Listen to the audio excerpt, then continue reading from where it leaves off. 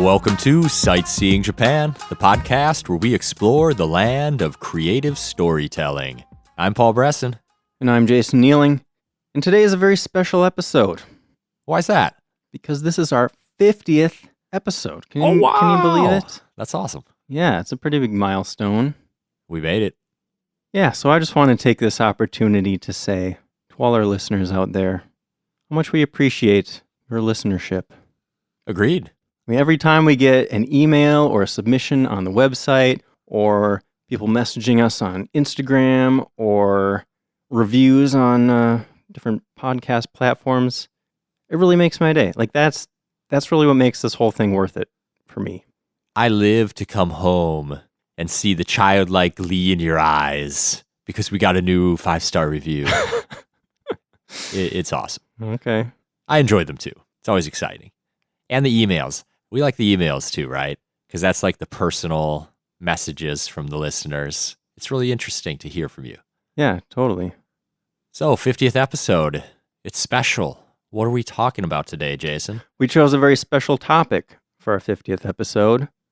Today we're talking about manga and anime, two of Japan's most well-known and well-loved cultural exports. Been saving it specially for this occasion. We've talked about manga a little bit before, but in case you missed it, manga are comics or graphic novels created in Japan, and they tend to conform to the same style that developed in Japan starting in the 19th century, or earlier, maybe. Yeah, we'll get into the history. Yeah. What about anime? Anime is hand-drawn or computer animation originating from Japan. Mm-hmm. So I got some fun stuff about the etymology of those words. Let's hear it. Manga is written with 2 kanji. We talked about kanji before. Those are the symbols that make up one of the writing systems in Japanese. So the first kanji, man, means whimsical or impromptu. And ga means a picture, a drawing, or a sketch. So manga, impromptu sketch. Okay, makes sense. Yeah. And I've heard this pronounced in English as either manga or manga, some people say. You heard that before? Yes. And while outside of Japan, in the rest of the world, people use that to refer specifically to Japanese comics. But inside Japan, that word can be used for all sorts of cartoons, comics. You might even call animations manga. Now, the word anime is not written in kanji. Why is that, Paul? Because it's a foreign word. Yeah. Or taken from a foreign word. Yeah, so because it's foreign, it's written in katakana, which is a different writing system in the Japanese language, because the word actually comes from English, which is kind of weird to think about, that anime is such a Japanese thing. That word comes from the English language, though. It's a shortened version of the word animation. So in Japanese, they would pronounce it animation, and they shorten it to anime. So pronounced anime in Japanese. In English, people usually call it anime, which is, I think, how we're going to be referring to it in this episode. And again, outside of Japan, the rest of the world uses that to refer only to Japanese animation. But inside Japan, the word anime can refer to all kinds of animation all over the world. So The Simpsons, you might call anime if you were a Japanese person. Yeah. So we're covering these two topics together because manga and anime are very much intertwined and share a very distinct art style and storytelling style. Definitely. There's a lot of anime that are based upon manga, and there's some manga that are based upon animes. Yeah. So it flows back and forth between the two. Totally. And I want to point out, I think in the West, a lot of the time, people think of anime as its own genre. But, if you want to get technical about it, manga and anime aren't genres. They're types of media, right? And within those types of media, there are distinct genres that we will get into a little later. So some types of manga and anime are aimed at children, but a lot of them can be aimed at adult audiences. You can have anything from Pokemon, which is clearly aimed at a younger demographic, all the way up to stories with very adult themes, whether it's sexual or filled with violence or horror, or, some of this stuff gets super psychological or philosophical. So in Japan, manga and anime are consumed by all age groups, and it's totally normal to see even like a middle-aged salaryman on the train reading manga. Yeah, it's popular train read. Yeah. Because it's quick to get through a book and not a ton of words. So you're bumping around on the train. You can still follow along. Sure. Anime and manga are major industries in Japan. I believe they sell millions and millions of manga every year in book form. And then there's the magazines too. Who knows how many of those they sell. And anime, I didn't know this until I did some research here. There's over 430 production studios in Japan that make anime or work on anime. Yeah. That's so many. It's a lot. It's a multi-billion-dollar industry. One thing that blew my mind that I saw, as of 2016, 60% of the world's animated television shows came from Japan. Wow. 60% of all animated shows in the world. That's amazing. That shows you how big and important and influential the industry is there, I think. For sure. And I mean, as we will see, it's worldwide now. Like, this stuff isn't just consumed in Japan, obviously. It's everywhere. Yeah, there's anime and manga fans all over the world now. Mm-hmm. Let's talk about the history of manga and anime. As we said, they're intertwined, so kind of going to try to cover both of them at the same time. But which one came first? Manga, Clearly. because it's just drawings. Yep. What's the oldest thing you found relating to manga?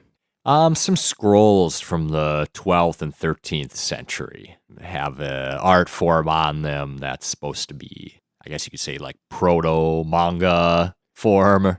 Yeah, there was a Buddhist high priest, Toba Sojo, who made a series of drawings around that time called Choju Giga, Scrolls of Frolicking Animals.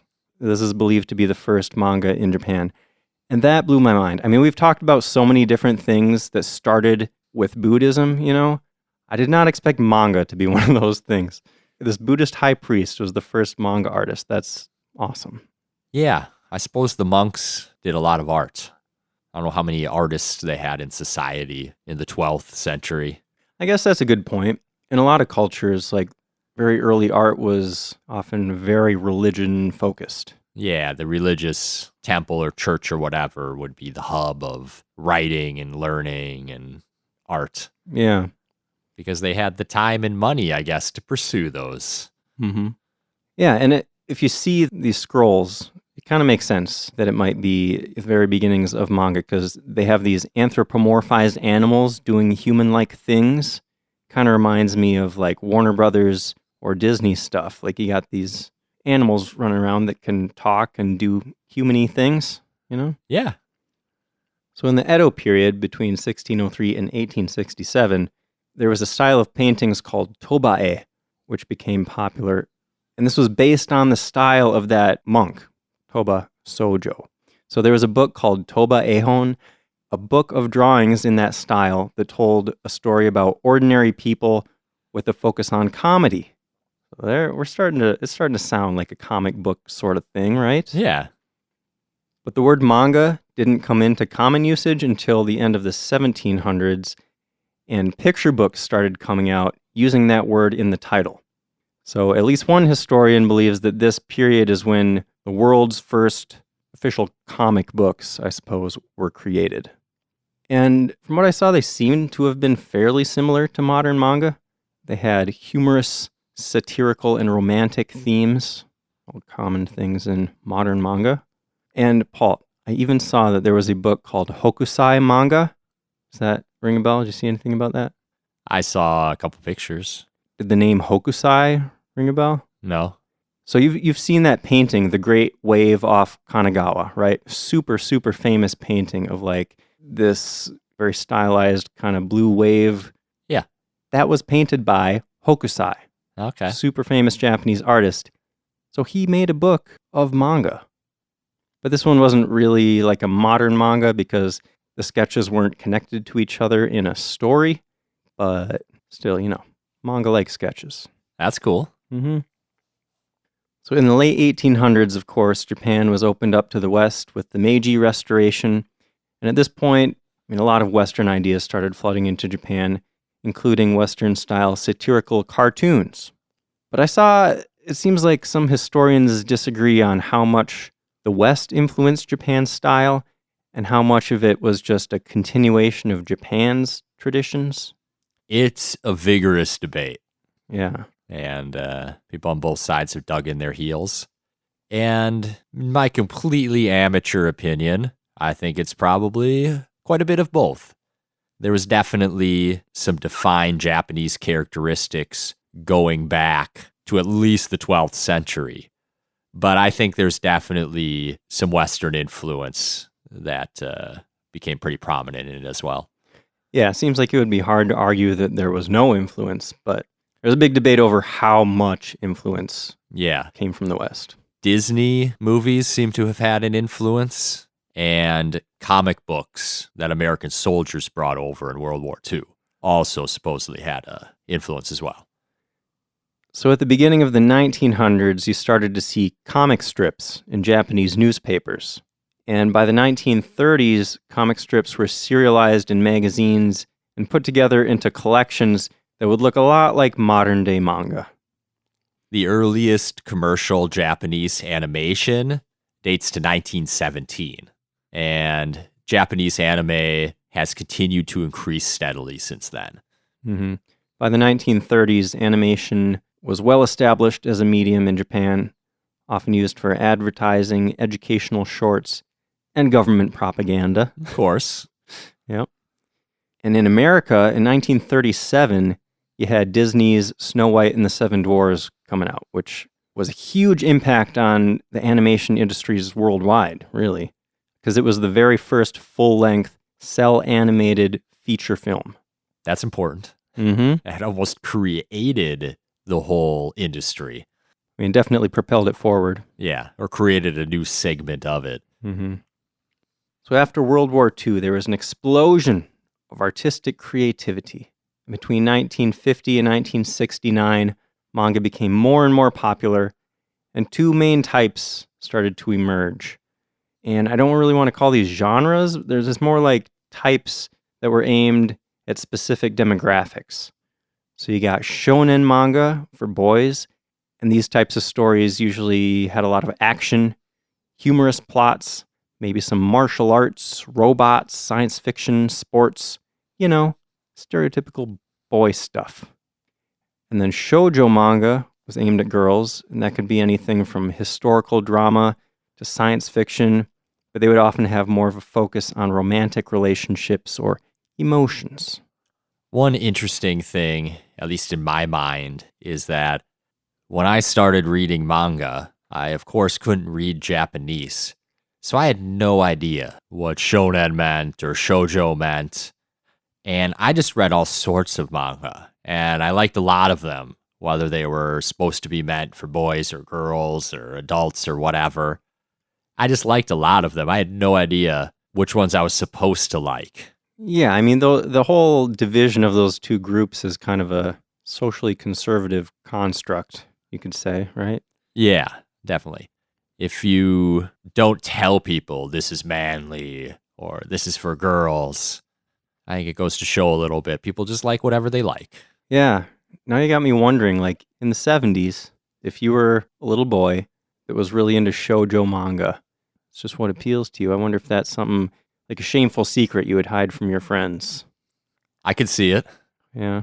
Or the other way around. Yeah. Girl liking boys manga, and everyone calls her a tomboy and makes fun of her. Even today, I feel like kids sometimes they have guilty pleasures of like, oh, I like this music artist that, a lot of girls like or whatever.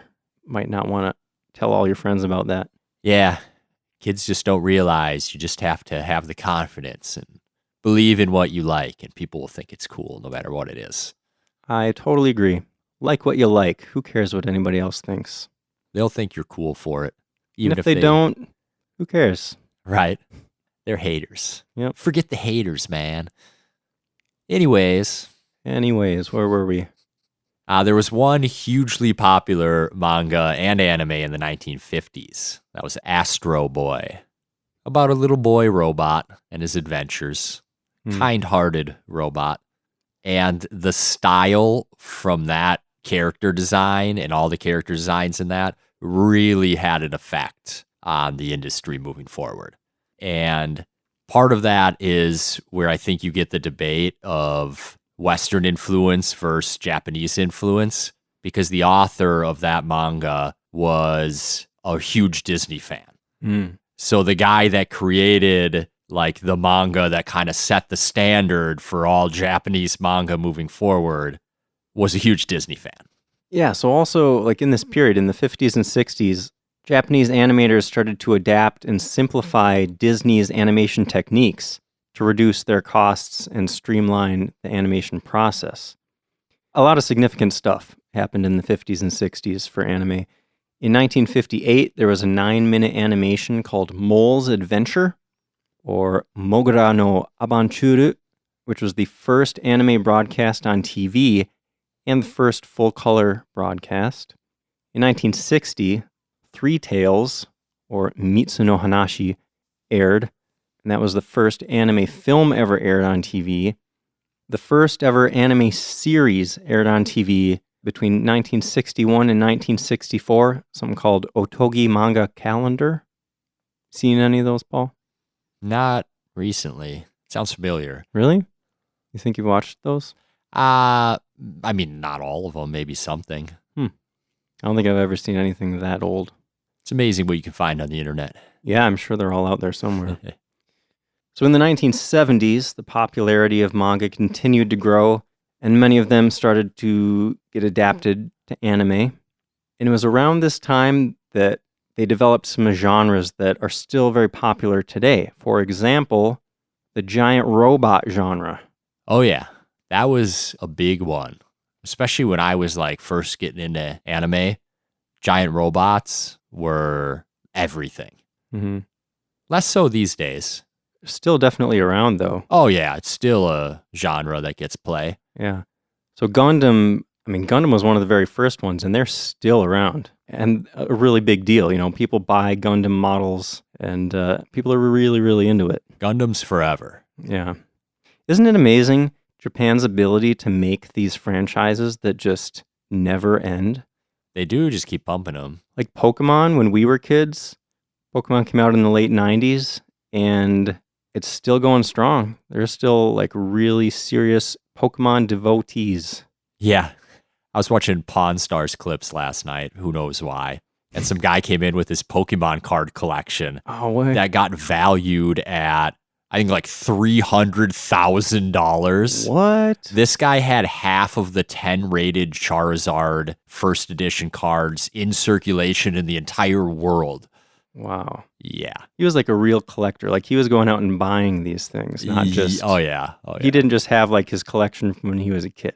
I mean, this guy was old. Like, he played with his kids. Like, this came out when his kids were kids, and this guy was already an adult. Yeah. He said his kids moved on to college, and he kept playing. Wow.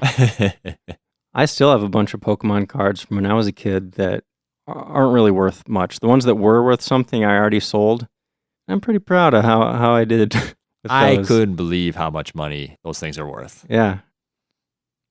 So getting back to it, in the 1980s, anime became more accepted in mainstream Japanese culture and continued to rise in popularity, started to expand to overseas markets through the 1990s and beyond. In 2002, Studio Ghibli came out with a movie called Spirited Away, you may have heard of. Yeah, I've seen it. A good movie. And it was a big deal. It won the Golden Bear at the Berlin International Film Festival, and then it won the Academy Award the next year for the Best Animated Feature. So at this point, anime was pretty huge worldwide. Everyone's going to hate me, but Spirited Away is just not my jam. Princess Mononoke, I'm so into that one. Okay. At least you're not talking bad about Ghibli as a whole. That would upset some people. Yeah, Ghibli films for me are a little hit or miss. I really like some of them, and others are like, okay, but don't just don't hit home for some reason. I don't know. Yeah, I mean, it's a wide range. Ghibli has put out a lot of very different films. Yeah, there's some similarities, but you're right. Some of the films are just wildly different in content and story. Yeah. Manga also had become pretty huge. In 2006, manga was around a $400 million industry in Japan, and manga books made up 27% of total book sales. Okay, that's impressive. Manga magazines made up 20% of magazine sales. And in the US and Canada manga market, by 2008, they were doing $175 million in annual sales. Wow. Pretty serious. Yeah, that's huge. So these days, of course, anime is huge and solidly a worldwide thing. You can find anime conventions all over the world and a huge, very active fan base. That's for sure. In Japan, they have something called Comiket, which is a biannual convention sort of thing. They have a summer and winter Comiket. Comiket, though, as far as I understand it, it's not for officially released manga or anime. It's for doujinshi, which is self-published mangas. So you go there to buy a bunch of fan-made stuff. Or occasionally artists self-publish some stuff too for various reasons. Yeah, and doujinshi is also a very big thing in Japan. I mean, a lot of these, technically they're made by amateurs. They're not made by these big companies, but they can be really well done and look very professional. Yeah. Some of them use characters that already exist in the way that fan fiction does. And those people purposely only print a small quantity of what they make to avoid copyright problems. So they're definitely like skirting the copyright laws, but they don't make it like a big enough thing for it to be worth anyone's time, I guess is how it works out. Interesting. But then some of it's just totally original work as well. Cool.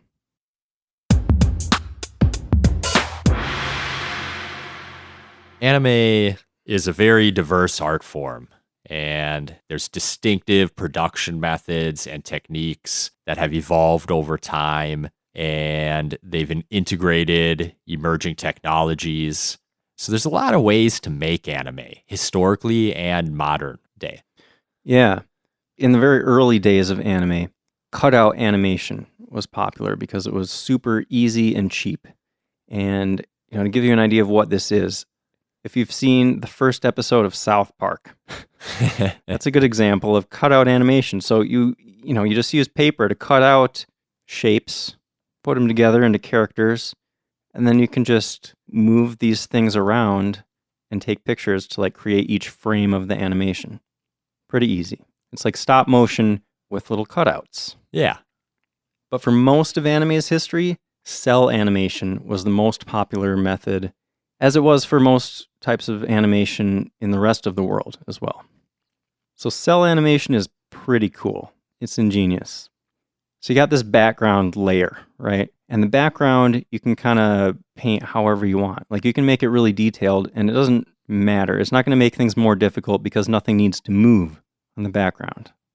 But for the pieces of the frame that actually need to move in successive frames, you would have cells. So a cell is this transparent piece of plastic, basically, and they would just paint parts of characters or parts of anything that needs to move, and they would layer those on top of the background. So the background is static, but with each frame, you can move these cells around to make it look like things are moving. Pretty awesome. And this saves a lot of time because you don't need to redraw everything for every single frame. You only need to change the parts that are moving. Yeah, and along those lines, anime tends to focus less on the animation of movement and more on the realism of the background and the setting. They use camera effects like panning and zooming, where you're just looking at a static image, but it feels like more than that because of the camera tricks and whatnot they're using. Yeah, as the techniques evolved, it's amazing what you could do with cell animation. Yeah, you mentioned how important the backgrounds are. They're often invented, but they're sometimes based on real locations too, where you can go find the picture or the place of where the picture was taken that they drew this background based off of, which is pretty cool. Yeah, there are a lot of people, that are real into anime that'll go to Japan and visit these places where locations were used in anime. That sounds like fun. Mm-hmm. I mean, some of those backgrounds are just mind-blowing. I've seen comparisons of like a real place and then the anime background version of that place, and it's like hyper-realistic, but sometimes even more beautiful than the real thing, Yeah, definitely. Pretty cool.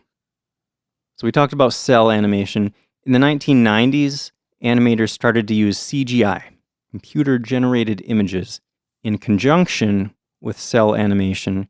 And of course, over time, the use of computers grew more and more, so that now we are firmly in the digital era of anime, you could say.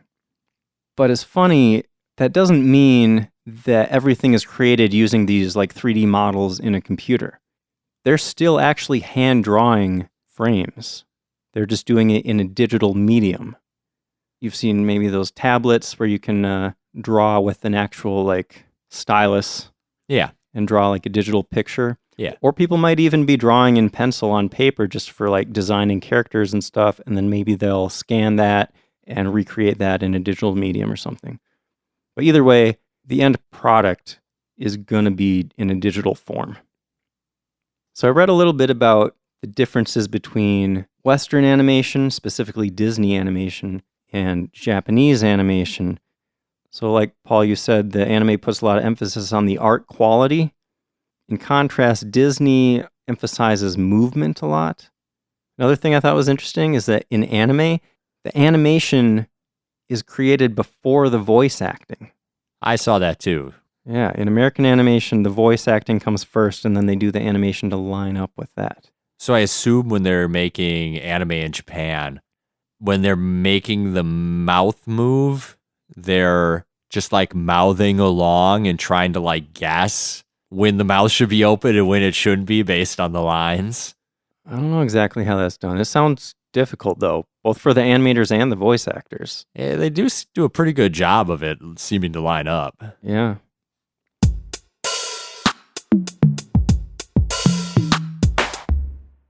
Should we talk about character design? I think we have to. Some of the stuff is just so unique. Yeah, it's a pretty important part of the art style. Yeah, I mean, you can look at a manga or anime character and pretty easily be like, okay, that's an anime character. Mm-hmm. Even though there's a wide variety of styles. Yeah, definitely. So, yeah, we'll talk about generalities a little bit here. But what about body proportions? In manga and anime, are these fairly realistic body proportions usually? It totally depends on the manga or anime. Some are, especially fantasy ones, can be just wild body shapes and sizes. And then some more realistic ones are going to be more realistic proportions. Yeah. I would say in general, though, body proportions are at least somewhat realistic. I mean, in animation, artists talk about character size using the head size as a unit, Yeah. So in manga and anime, characters are usually about 7 to 8 heads tall, which is fairly realistic. Paul, you've heard of chibi, though, right? Yeah, of course. What's chibi? Chibi is when they're really short and stubby with really big heads and small bodies. Yeah. I mean, it's a very specific style. It's supposed to be cute. And Yeah. It kind of is. Yeah. It kind of reminds me, if you want to compare it to something in the Western world, it reminds me of like Calvin from Calvin and Hobbes. He's got this giant head, Okay, little yeah. itty bitty body. I never thought of Calvin as chibi style before. I wouldn't call him chibi, but just for the proportions, Yeah. kind of close. That's a good analogy, I'd say. Yeah. I also thought it was funny that that chibi style is also known as SD. I didn't know that. SD stands for super deformed. What? I don't know. That's just hilarious. Like, That's- oh, look how deformed this weird little anime character is. That's interesting. Yeah. Another very noticeable stylistic attribute of manga and anime characters is the giant eyes, right? Yes. Almost always going to be large, emotive eyes. And apparently this all kind of started with this guy named Osamu Tezuka. Did you read about him? Was he the Astro Boy? Yeah, he was the Okay. creator of Astro Boy and many, many others. He was prolific. Yeah, he was extremely influential in the development of manga and anime.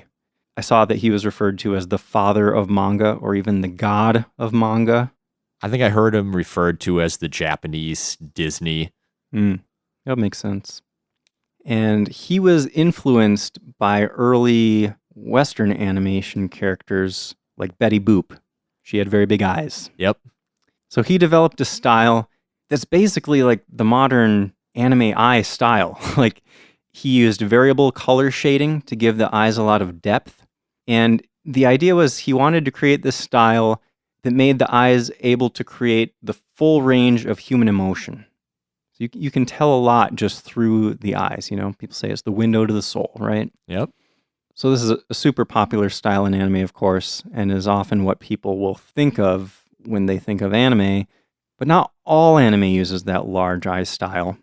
It really depends on the anime, like Paul said. Yeah. There are some studios, though, that are known for having a really, really exaggerated eye style. Like sometimes they take up like half the character's head, you know? Yeah. But some of them do try to keep it a lot more realistic, too. Yeah. Yeah. It varies. So we should probably talk about the hair. Lots of unique colors used. Yeah. Specifically in anime, because manga tends to be black and white. Right. And I'd always wondered about that because you don't see tons of crazy hair colors in Japan, you know? Right. I've wondered before if it's like the wild hair colors in anime a reaction to the fact that like almost everyone in Japan has about the same hair color. So they like imagine a world where that wasn't the case and you get all these like silver, purple, pink, wild hair colors. Mm-hmm. It also looks kind of cool. Add some color to the animation. Yeah, give some personality to the main characters. I've always liked those silver-haired girls. Sure. You know, that's just me. That's Paul's type. Did you read about where the color thing came from, though? No, I didn't. I saw there is a reason for that. It apparently comes from wanting to make manga book covers stand out on the shelves. Okay. So like you said, inside the book, most manga are black and white. But when you're scanning the shelves and you're, what manga do I want to buy? You see something with this character with bright hair. You're like, oh, that looks interesting. Ah, it catches your eye. Mm-hmm. Yeah, okay. That's cool. That's good. Yeah. In anime, hair can also be really important as a way to emphasize characters' actions. So you'll see a lot of movement in the hair a lot of the time. So like as a character moves around, their hair is kind of following them. Like if a girl with long hair is walking by, it's going to like be flowing behind her. Or if she makes a quick movement in any direction, like the hair is kind of going to bounce along with her. It emphasizes exaggerated hair movements. Yeah. Okay, yeah. I remember seeing like guys with almost like poofy afros and they would like emphasize their hair swinging around or whatever. Yeah. Okay, yeah. I know what you're talking about. Yeah, and those guys, I mean, anime hair is often like huge and spiky and, you know. Yeah. Makes the characters more visually interesting, I suppose. Yeah. So in anime, there's also a somewhat standardized way of showing emotions. And this might be one of the main things about Japanese animation that can seem really unfamiliar to someone from the Western world that's seeing anime for the first time. Yes. It's almost like another language that you have to learn, like a visual language. You know what I mean? Yeah. When I first got into anime, the waterfall eyes, like it took me a while to get used to that. Yeah. Like when a character cries, it's not tears. It's just like water as wide as each eye dripping like all the way down their face, maybe all the way to the ground and forming a pool. Yeah. Like it's super exaggerated crying. And it took me a while to not be like, what is that? You know, like Yeah. I could tell they were crying, but it was just so much. Now I just think it's normal. Yeah, I mean, you get used to it eventually, and you start to, once you start to learn that visual language, it all kind of makes sense. Like, oh, this character is feeling a certain way because they're animated like this, Yeah. So one funny thing, and I don't know like how this is even based in reality really, but a male character that is getting aroused will often have like a nosebleed. And sometimes Yeah. it can be super exaggerated to where there's like blood just pouring out of their nose, kind of like the waterfall eyes things, but out their nose. Yeah, or they'll like fall over backwards, blood spurting everywhere out of their nose. Yeah. Like, Does that happen? Like, no. I don't get where that came from. I think I read once that somehow there was a thought that if you got like really aroused, you could have a hemorrhage or something, and like that's where the idea came from. But it seems really odd to me. I don't get it. Yeah, interesting. But it's funny. It's like funny to watch. Yeah. There's the blush, the red cheeks is a very common thing, like exaggerated red. I've even seen the red like goes out past their cheeks. Yeah. Like they're blushing so hard, they're red past their cheeks. Yeah. Or sometimes like it's not just their cheeks turning red, their entire head or even their entire body will turn red. Yeah. So sometimes it'll like start at the top and just go like all the way through their whole body.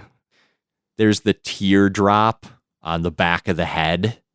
Like a sweat drop showing that they're nervous, right? Yeah. It's like a nervous type thing. Mm-hmm.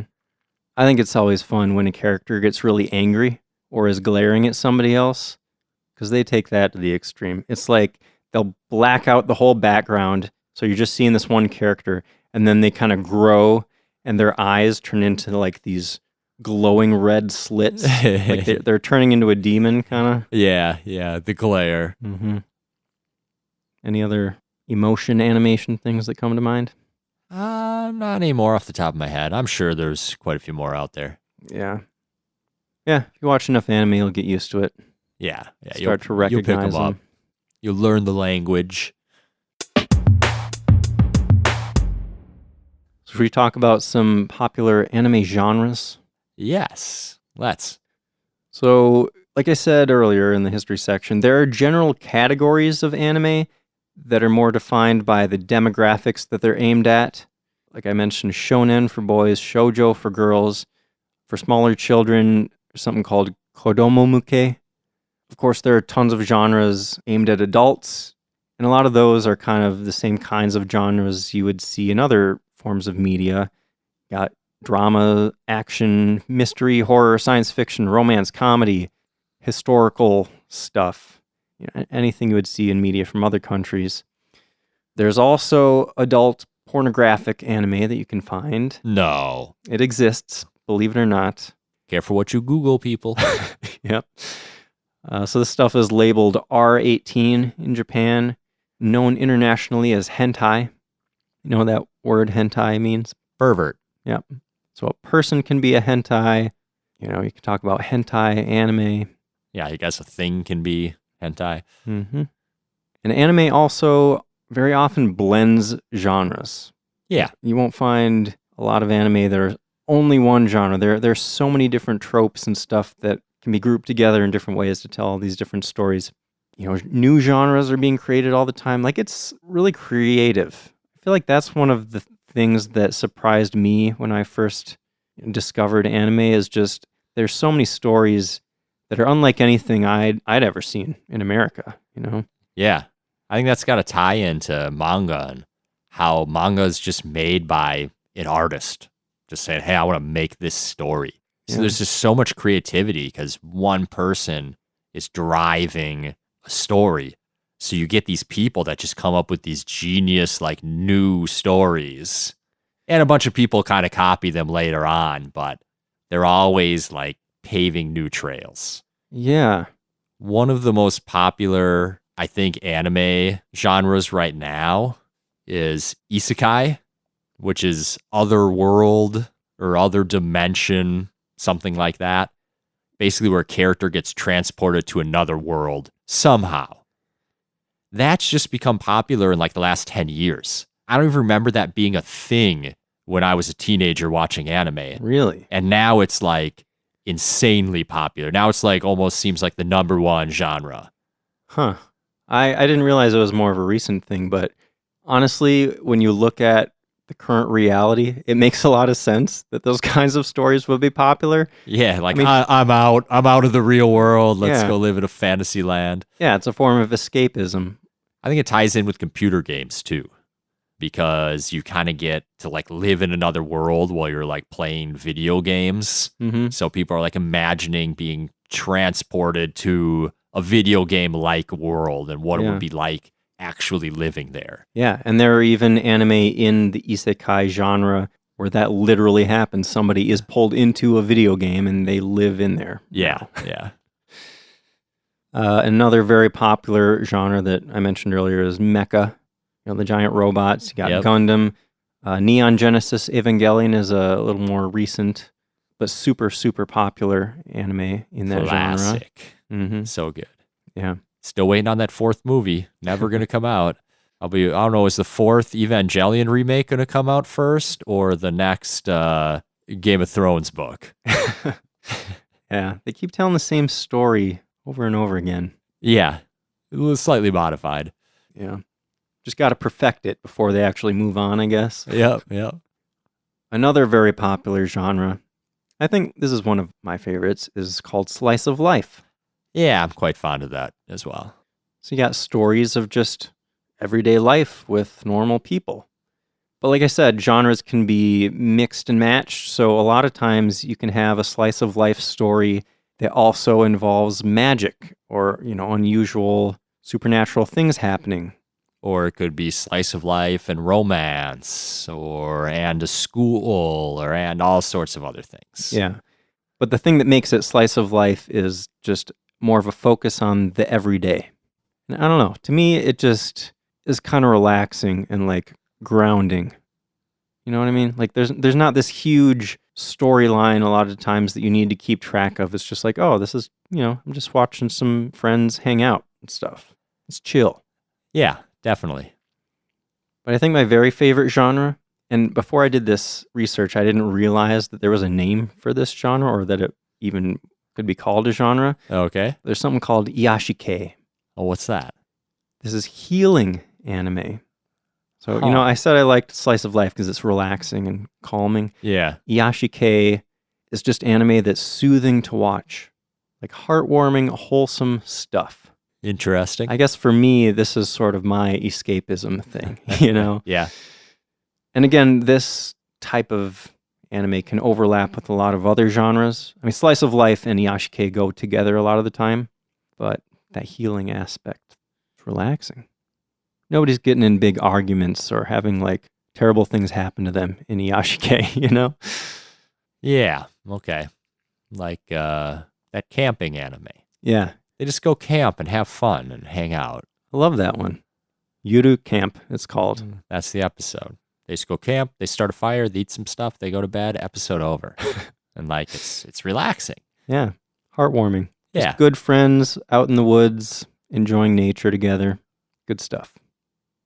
Paul, do you have a favorite genre? No, I don't. You just watch anything? Not necessarily anything, but I watch quite a wide variety. There's always some that I like and some that I don't from every genre, Yeah. Yeah, it's funny how personal anime tastes can be. Yeah. But there really is something for everyone, I think I've gotten picky over the years. I've seen enough anime that like I've seen a lot. It either needs to be really good or needs to be maybe something I haven't seen before to like really get me interested these days, I feel like. Yeah. But they come along. They come along from time to time, one that hooks me. Any names you want to throw out that you've been into lately? The Rising of the Shield Hero is a really good one. I really enjoyed that. What kind of genre is that? Isekai. He gets transported to another world. Okay. Cool. Yeah. Do you want to tell everybody about Ecchi? Ecchi. I mean, it's not hentai, Mm-hmm. but it's Close. yeah, it's like a little perverted, but it like doesn't cross a certain line. Yeah. Like there's probably not going to be sex. Yeah, or nudity. Like they're not. But there might be cleavage or Short shorts. Yeah, sensual situations or something like that. Yeah. So I feel like ecchi and hentai are the genres that for a lot of people give anime a not so great reputation. Like people that aren't really familiar with all the types of anime out there, they might think that a lot of it is in these genres, but it's not. No, they're just genres like anything else. But yeah, ecchi, you got sexy, naughty, risque situations, flirty stuff happening, but not pornographic. Yeah. What about harem? That would be where the main character, is surrounded by a whole bunch of single attractive people. Generally, it's a guy surrounded by a bunch of really pretty women, all throwing themselves at him for different reasons. But it can be a woman sometimes. Yeah, definitely. It goes both ways. And you can kind of see how this genre became popular because the guy or girl in the middle of this is like a totally average, normal person. The perfect avatar for somebody to insert themselves into the story, and imagine themselves in this world. There's a lot of anime where they go out of their way to make sure that that the main character is very, very average in every way possible. Yeah, just like you. A lot of animes and mangas open with like an internal monologue from the main character, like, "Oh, I'm just an average college student who isn't really great looking and I get decent grades." Like, they just go so far to make it like I'm so normal. Yeah. It's really funny how obvious and overt they make that. Very common trope. Yeah. So this genre, harem, like it sounds like it would go hand in hand with ecchi or even hentai, but this can also be mixed in with all sorts of other genres. And there's that potential for romance, but that's not really what it's about. Like, they don't go full on, oh, you're dating all these different girls or something. It's more just the idea that you're surrounded by pretty people, and it makes your life interesting, Yeah. Speaking of that, actually, the rising of the shield hero is isekai, but you could also say it's harem too, because he gets transported to this other world and becomes the shield hero, and he's got to form a party. And of course, his whole party ends up being eligible women that all like him. He Sure. gets no action throughout the whole thing, but that's not really the point, I guess. Mm-hmm. Yeah, I feel like harem and isekai go together. Yeah. A lot. It's not ecchi at all. It's not. Right. They just clearly like him, but nothing ever happens. Yeah, but you could say that both of those are very much escapist kind of ideas. Yes. Right? Yeah, they go hand in hand in that way. Yeah. All right, so let's talk a little bit about where you can go if you want to experience anime stuff in Japan. Paul, what is the mecca for anime and manga? Akihabara. Yeah.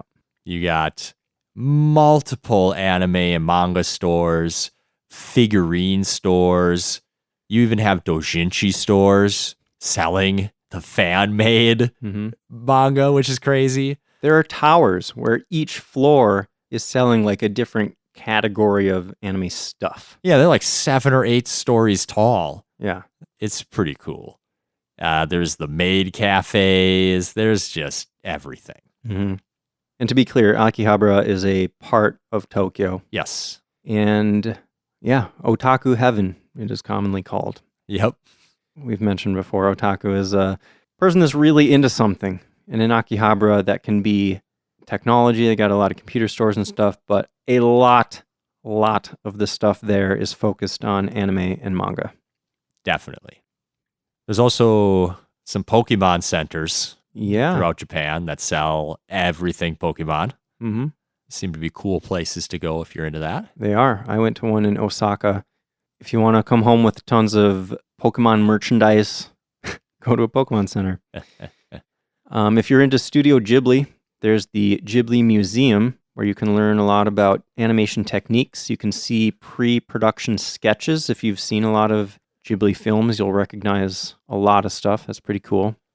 And it's a very whimsical place. I talked about it a little bit in my recap episode, because I was there on my recent trip.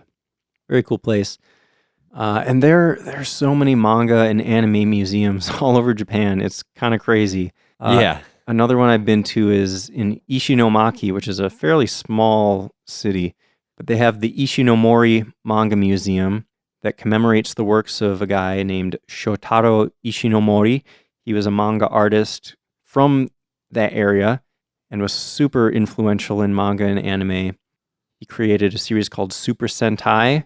And even if you haven't heard of Super Sentai, you've probably heard of Power Rangers, which is kind of what Super Sentai was turned into. He also made something called Kamen Rider, if you're familiar with that. And this museum is super cool. Even from the outside, when I first saw this place, it's like it looks like a spaceship. It's this big white disc sort of thing, like propped up on these legs. And Ishinomori actually was one of the cities that was really hit hard in the 2011 tsunami.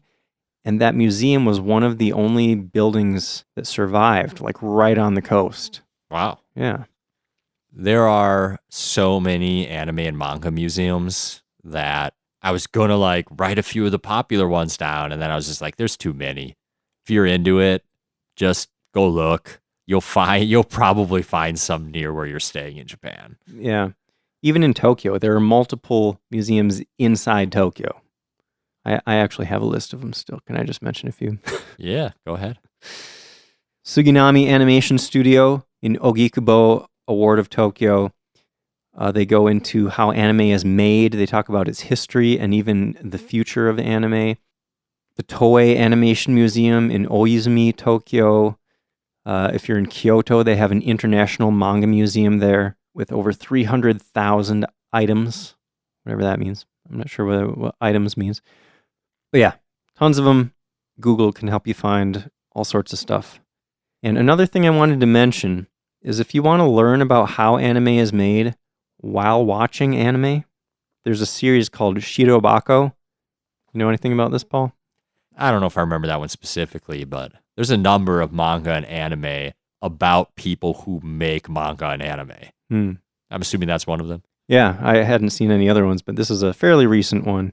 And yeah, it's all about the production of anime. Like it focuses on this group of friends that went to Tokyo to get into the anime industry. It's pretty interesting. Like it seems pretty realistic. So cool. Yeah.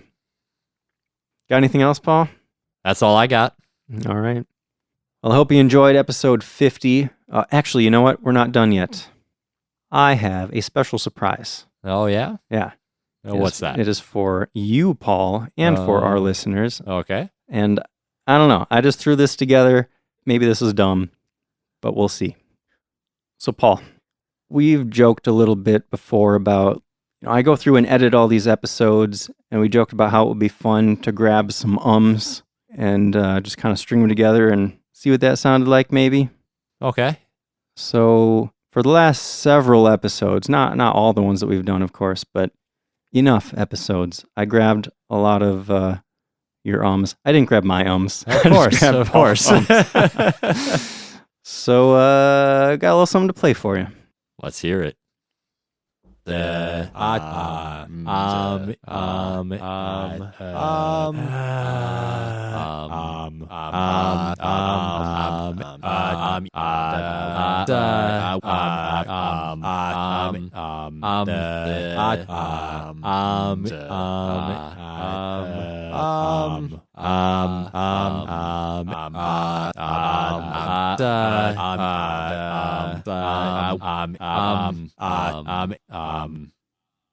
What do you think? Just a few of my ums, huh? Just a few. I didn't know I had such a range on my ums. Right? I was almost musical. Yeah.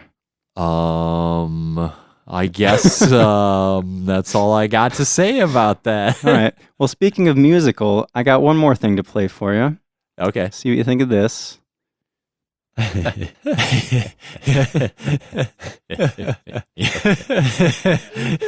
I don't like this one.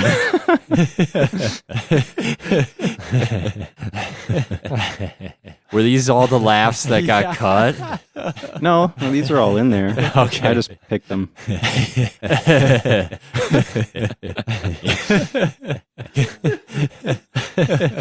Oh, this one goes for a while, huh? Just wait for it. Yeah, I don't know.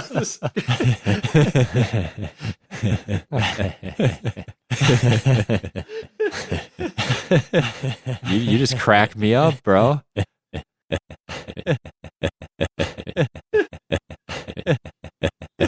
Um, uh, um, yeah.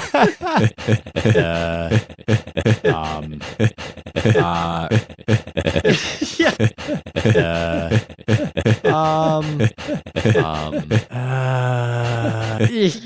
Yeah, I don't know. Anyways, just and then just play the music.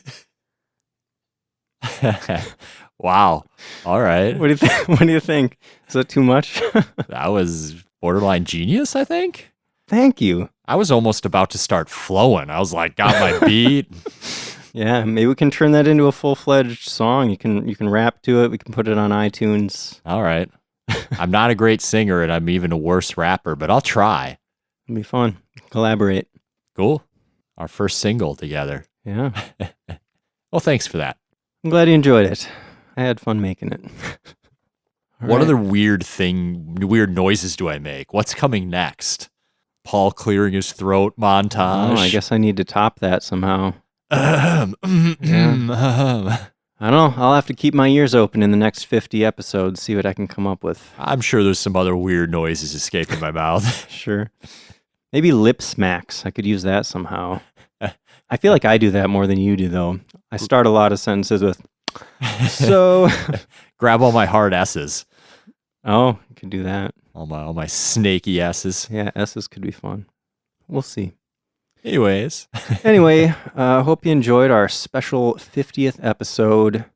If you want to reach out to us, you can send an email to feedback@sightseeingjapanpodcast.com. If you want to see some cool pictures, check out our Instagram, SJP Podcast. Our website is sightseeingjapanpodcast.com. And what's up for episode 51, Paul? Cherry blossoms. Beautiful.